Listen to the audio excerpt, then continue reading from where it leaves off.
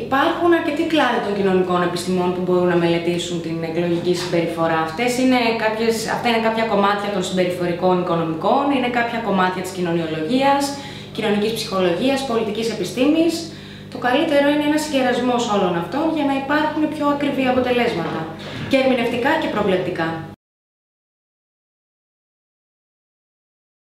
Όταν γίνεται λόγος για συμπεριφορά στις κοινωνικές επιστήμες, μιλάμε για τάσεις. Δεν μπορούμε να έχουμε ακριβή πρόβλεψη. Αυτό που μπορεί να γίνει όμως, ναι, είναι αυτό που λες, να μελετήσουμε ποιες είναι οι τάσεις των πολιτών, όχι τόσο πολύ 100% από άποψη ψήφου, αλλά περισσότερο από άποψη γενικών προτιμήσεων, ιδεολογικών προτιμήσεων ή από την άποψη της ωφελιμότητας που έχουν κατά τη διάρκεια κάθε προεκλογικής περίοδου, ας το πούμε έτσι. Θεωρώ το αρκετά έντονα συναισθηματικό ταπεραμέντο του Έλληνα, το οποίο επηρεάζει και την πολιτική του και εκλογική του συμπεριφορά. Ο Έλληνας είναι ένα πάρα πολύ συναισθηματικό, οπότε και η πολιτική του ιστορία διέπεται από προτιμήσεις συναισθηματικού τύπου, δηλαδή συναισθηματική προσκόλληση σε πολιτικές οικογένειες, συναισθηματική ιδεολογική προσκόλληση, συναισθηματική προσκόλληση σε ένα συγκεκριμένο πολιτικό κόμμα, λόγω ιστορίας π.χ.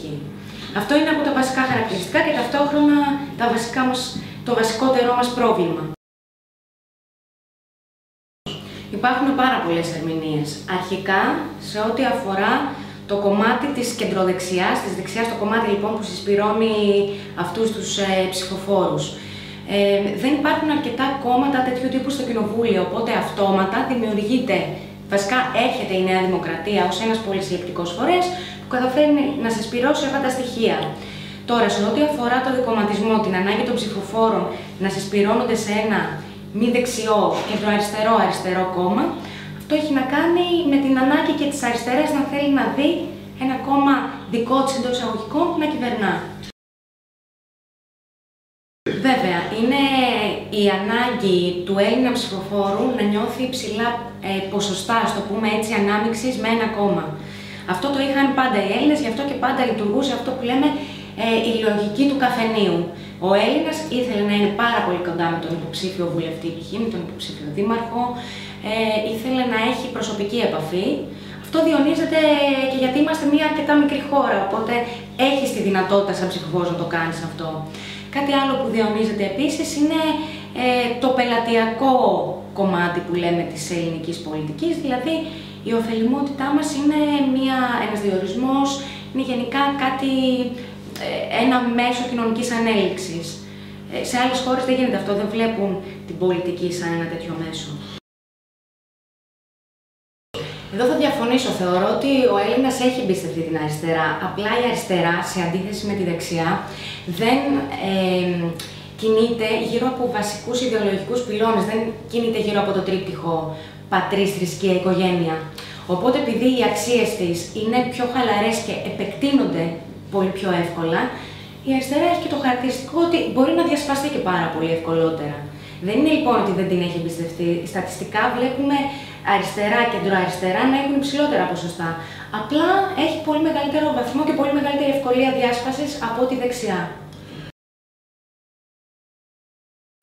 Πάντα αυτό γίνεται. Συνήθως αυτό που συμβαίνει είναι ότι οι αναποφάσεις τις τελευταίες μέρες τείνουν να πάνε προς έναν από τους δύο μεγάλους συνασπισμούς. Αυτό συμβαίνει γιατί ο Έλληνας και γενικά οποιοδήποτε ψηφοφόρος, αυτό δεν είναι μόνο ελληνική παθογένεια εντός εισαγωγικών, είναι αυτό που λέμε αγαπάει τον νικητή. Θα πάρει ούτως ή άλλως προς έναν από τους δύο. Κάτι άλλο που θα καθορίσει τον ψηφοφόρο της τελευταίας στιγμής είναι, όσο και αν φαίνεται απίστευτο, η σημειολογία και αποκλειστικά τα προτάγματα των πολιτικών αρχηγών και τα πολιτικά σλόγγαν. Μπορούν να μεταβάλουν την αναποφάσιστη ψήφο κατά ένα αρκετά μεγάλο ποσοστό.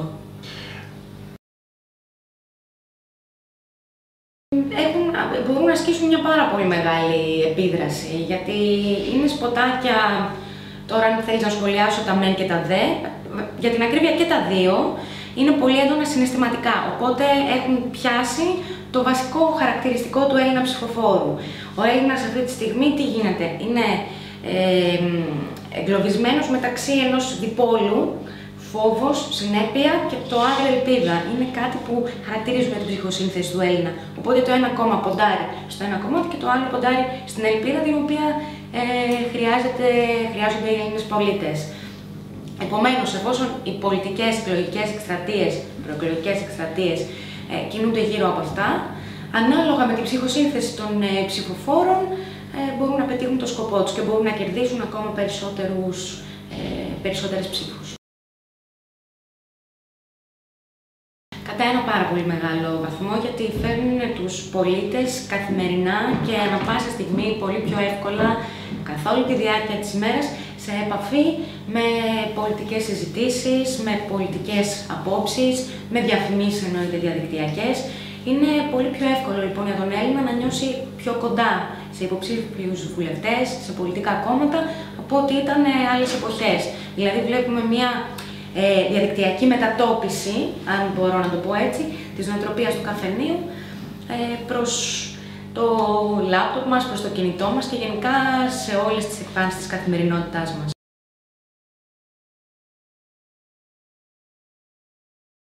Υπάρχουν πράγματα που δεν έχουν αλλάξει στην ελληνική νοοτροπία και από πολύ πριν το 1974. Το πρώτο ταμπού είναι ότι ο Έλληνας φοβάται να πει κατά ένα πολύ μεγάλο ποσοστό αυτό που πιστεύει. Δεν φανερώνει αυτό που θα ψηφίσει. Αυτό το είχαμε ανέκαθεν. Και αυτό μπορεί να ερμηνευτεί και από αυτό που είπα πριν, ότι είμαστε μια πολύ μικρή χώρα, όλοι γνωρίζονται μεταξύ τους, ενδεχομένως κάποιος να έχει στην οικογένειά του πρόσωπο που πολιτεύεται, που είναι σε κάποιο άλλο πολιτικό χώρο. Επίσης έχουμε πάρα πολύ αυτό που λέμε την κληρονομική πολιτική ταυτότητα. Και αυτό είναι πάρα πολύ αρνητικό, γιατί βλέπουμε ότι παρόλο που ένα άτομο έχει τάση σαν χαρακτήρα, σαν προσωπικότητα, να κινείται πολιτικά σε κάποιον άλλον χώρο, λόγω οικογένειας, μένει προσκολλημένος στο παραδοσιακό, ας το πούμε έτσι, κόμμα ή χώρο που στηρίζει η οικογένειά του. Αυτό υπήρχε ανέκαθεν και μπορώ να σου πω ότι υπήρχε και από τον Δεύτερο Παγκόσμιο Πόλεμο και λίγο μετά. Είναι το βασικό κατάλοιπο για την ακρίβεια μετεμφυλιακής νοοτροπίας μας.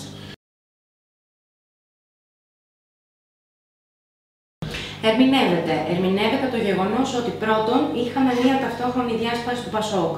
Αυτά τα φαινόμενα είναι αλληλένδετα. Το ΠΑΣΟΚ ήταν ένα κόμμα το οποίο ακόμα και από τη σπουδάζουσα φαινόταν ότι είναι πολύ διασπασμένο. Υπήρχαν τουλάχιστον 5 με 6 διαφορετικές συνιστώσεις. Είχαμε λοιπόν τους σημιτικούς εξυγχρονιστές, είχαμε τους παπανδρεϊκούς μη σημιτικούς και είχαμε και τους αριστερούς, οι οποίοι είχαν κατάλοιπα τροτσκιστών που ήταν εντελώς ενάντια στο μνημόνιο. Οπότε λοιπόν αυτό το κομμάτι που έφυγε πήγε στο ΣΥΡΙΖΑ.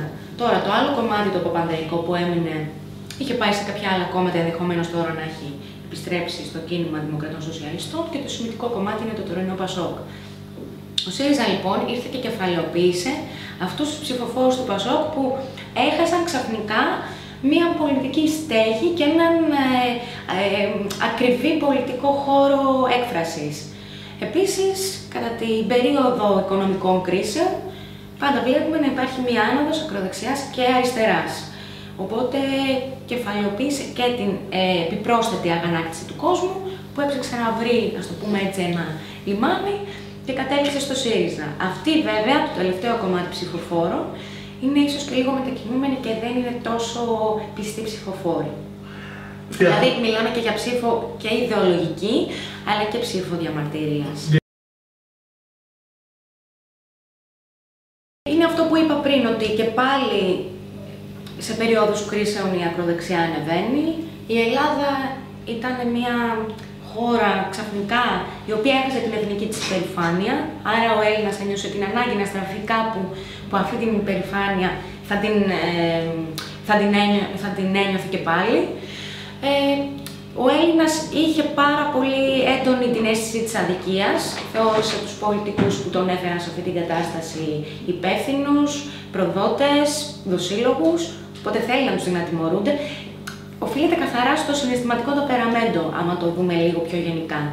Ότι ο Έλληνας, προδομένος, ίσως να πούμε και λίγο ξύθυμος, λίγο πιο απογοητευμένος ή αρκετά πιο απογοητευμένος, θέλει να αποδοθεί η δικαιοσύνη, ακόμα και αν αυτή θα αποδοθεί από ένα κόμμα που έχει δώσει κάποια δείγματα μη δημοκρατικά.